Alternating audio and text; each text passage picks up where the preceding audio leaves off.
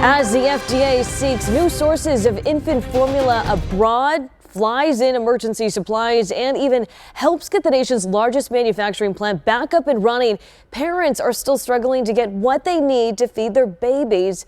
News 4 Tucson's Rebecca Taylor uncovers hidden dangers that parents need to be aware of in tonight's News 4 Tucson investigation.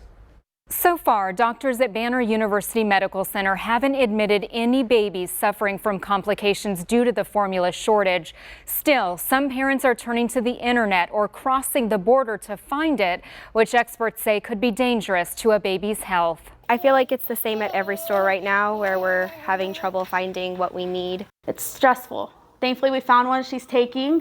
As of right now. Nakia Judd is a mother of 5. 10-month-old Mazakine is her youngest. Right now, she only has a 2-day supply of formula. Driving to like 6 to 10 different stores trying to find it. I've heard people driving out of state to actually go find the formula that they need, or even actually going across the border to get the formula that they need for their babies. But is buying formula outside the U.S. safe?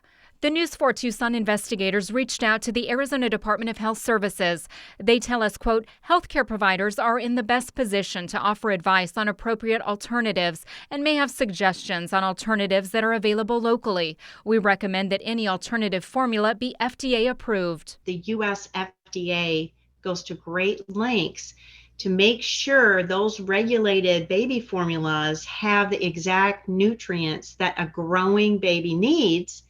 Because if they don't get it in that first 1,000 days of life, from conception to 2 years, it can be a real problem for growth, for development, and also social and psychiatric outcomes later. Dr. Christina Valentine is a professor, neonatologist, and dietitian in Tucson. She warns against buying formula through social media or sites like Craigslist, where we found multiple listings for new and used baby formula in the Tucson area. It's real important not to take something off the internet that's not regulated, or if it's open, also casual sharing of milk, because other things that can be in there are infectious agents that can make the babies really sick. And having to constantly change formulas upsets their stomach. Last week, a South Carolina hospital treated 3 babies because parents fed them formula the infants couldn't tolerate.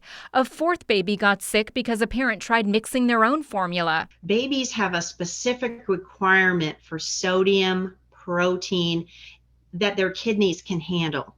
And so if you are over diluting or under diluting to try to stretch your formula, your baby can get into kidney difficulties as well as poor growth and development. And some babies can get seizures. It's stressful, so kind of out of words at this point. Dr. Valentine says it's critical to follow the instructions on the label and stresses the importance of seeking alternative formulas only with the help of a pediatrician or registered dietitian. If you have a story you'd like us to investigate, email us at investigators@kvoa.com or call our tip line 520-955-4444. Rebecca Taylor, News 4 Tucson.